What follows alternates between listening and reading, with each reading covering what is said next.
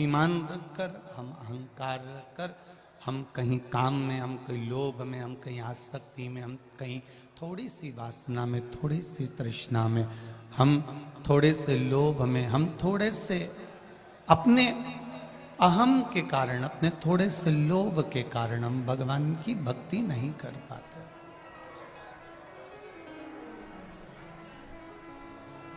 हम भगवान का भजन नहीं कर पाते, हम भगवान का स्मरण नहीं कर पाते।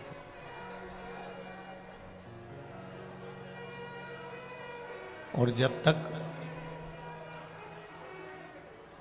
भजन का बल नहीं बढ़ेगा, जब तक भक्ति का बल नहीं बढ़ेगा, तब तक परमात्मा की शरणागति प्राप्त करना कठिन है, बहुत कठिन।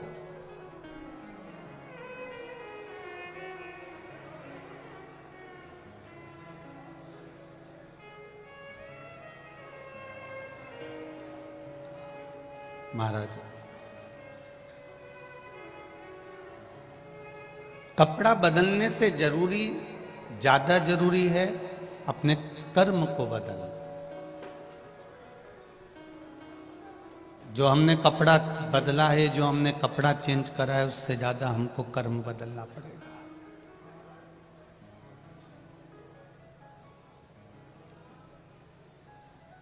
अपने कर्म को थोड़ा सा बदलने का प्रयास करिए। माना परिवार में रहना है तो थोड़ा न थोड़ा तो आपको झूठ बोलना ही पड़ेगा।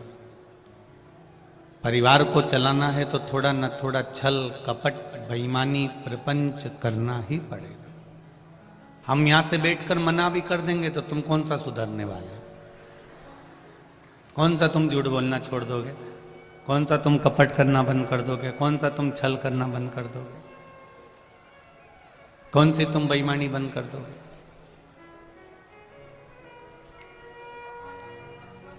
अभी वो एक बेटी श्रद्धा के साथ में दिल्ली में कुछ गलत हुआ, उसके 35 टुकड़े कर कर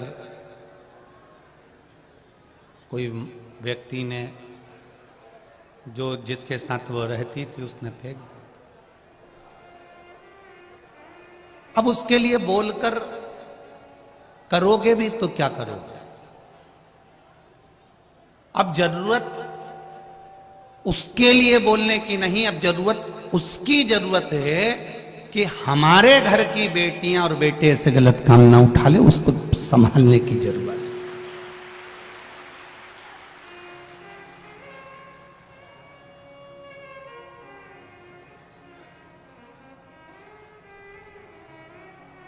अब विचार और विमर्शता ये होना चाहिए कि हमारे घर के बच्चे कहीं गलत जगह ना पहुंच जाएं, हमारे घर की बेटियां कहीं गलत मार्ग की ओर ना चली जाएं, हमारे यहाँ के बच्चे किसी गलत मार्ग की ओर ना चले जाएं। ये श्रद्धा के उस स्वरूप से, श्रद्धा के उन टुकड़ों से हमें सीख लेना चाहिए।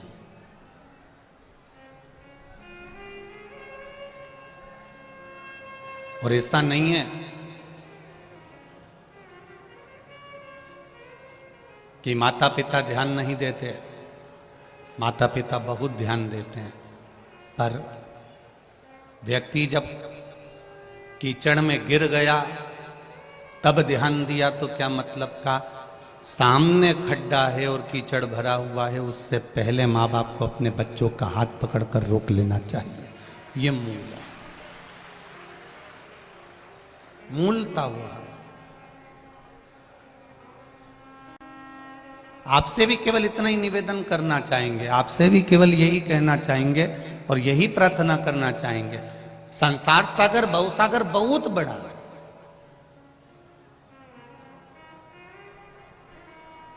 और इतने बड़े भवसागर में, इतने बड़े संसार सागर में सब कुछ भरा हुआ है। यहाँ पाप कर्म भी है, यहाँ काम भी है, यहाँ लोभ भी है, यहाँ अहंकार भी है, यहाँ तृष्णा भी है, यहाँ वासना भी है, सब कुछ है। दुकान पर बैठो, खूब कमाओ, नौकरी करो, खूब कमाओ, व्यापार करो, धंधा करो, बिजनेस करो, खूब कमाओ, मना नहीं है।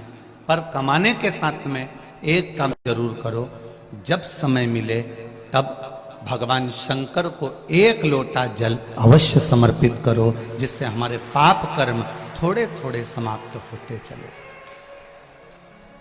अपने भजन का भी बल बढ़ाइए।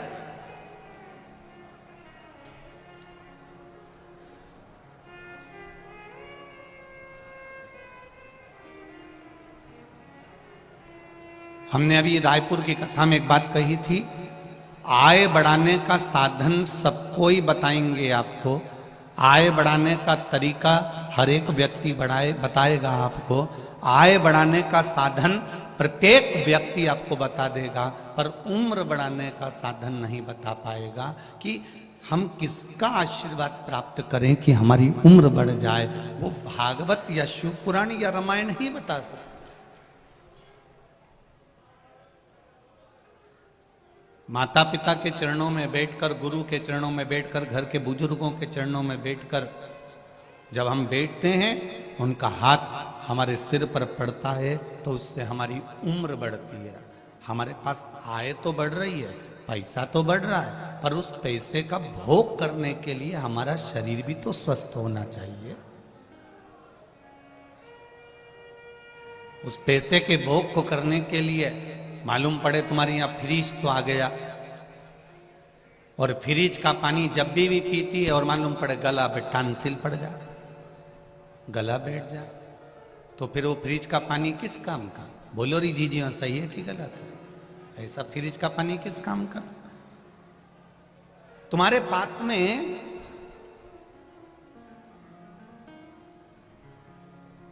सुख तो बड़ा है, साधन तो बड़े हैं, तुम्हारे पास में सुख और साधन तो बहुत हो गए, पर